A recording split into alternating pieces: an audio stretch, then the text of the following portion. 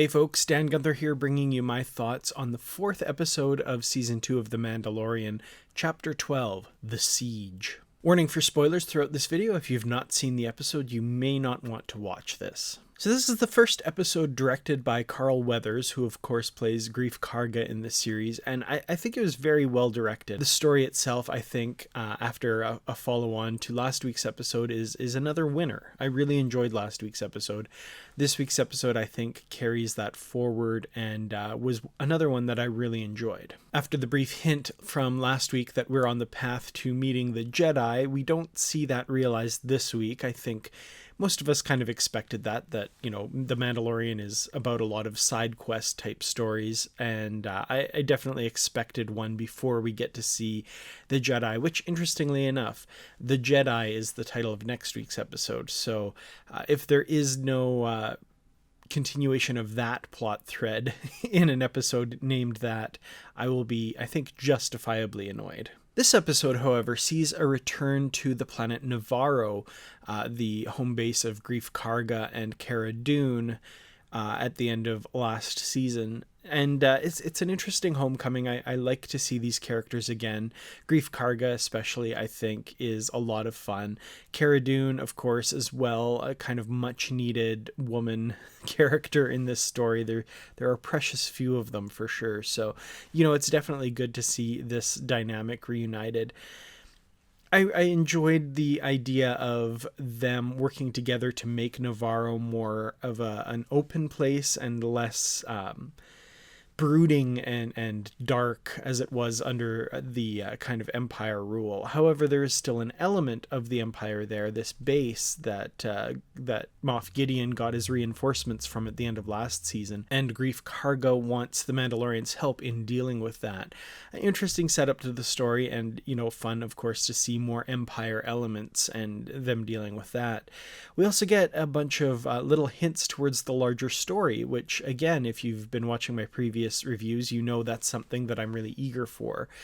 So we see kind of some hints as to what they were using the Baby Yoda for, interestingly using the term M count instead of midichlorians, which I thought was a nice touch. But yeah, extracting that or something like that from Baby Yoda in the creation of what I thought initially might have been like Snoke clones, like tying this to the sequel trilogy, but reading some things online, finding out that might not be the case, and instead these dark troopers that are kind of in the Legends continuity that I need to read up a little bit about. I don't know a lot about them, but apparently that's kind of where the story seems to be going. An interesting choice I thought was in kind of towards the end of the episode.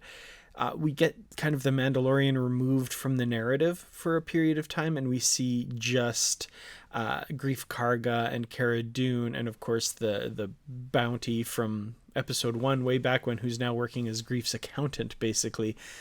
We just kind of see them dealing with the TIE fighters chasing them. I thought that was an interesting choice to take Mando right out of the narrative until the very end, and seeing characters operate without him as part of the action is not something this show has done very often. But I did like their dynamic, and I thought that was really interesting and a lot of fun. Very, very dynamic scenes with the chase, and of course the brief kind of starfighter battle at the end with the Razor Crest against the TIE fighters. Gorgeous.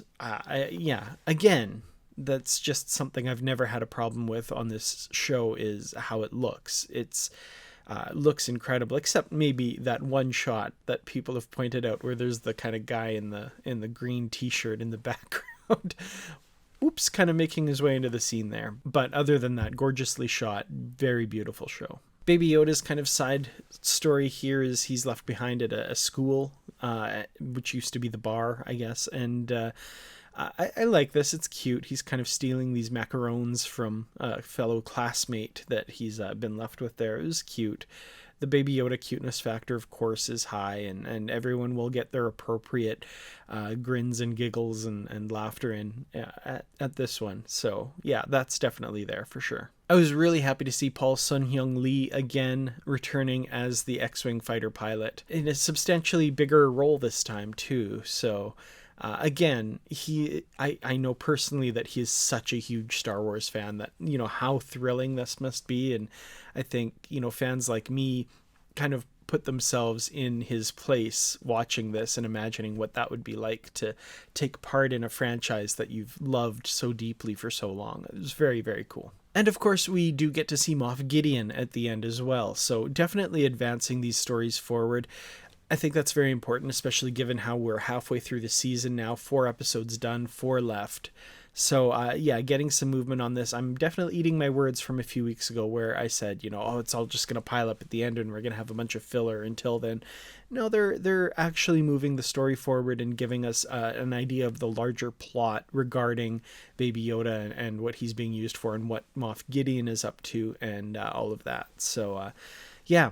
Definitely eager for next week's episode, The Jedi. I'm hoping maybe we meet Ahsoka Tano at that point. Not sure. Have no idea. I haven't been looking for spoilers or anything like that. So, but definitely enjoying this season of The Mandalorian, and sad that it's half over. Could definitely use more, but maybe in this case, less is more.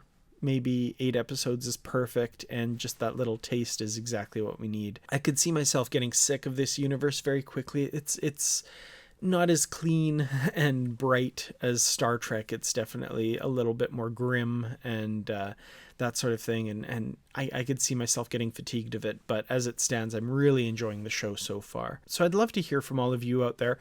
What did you think of The Siege? Did you enjoy it as much as I did? Or did you have issues with it that I haven't mentioned in this video? Let me know in the comments below. I'd love to hear from you.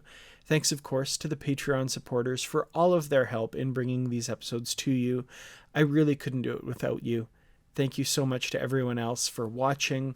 I'll see you in the next video. Until then, as always, this is the way.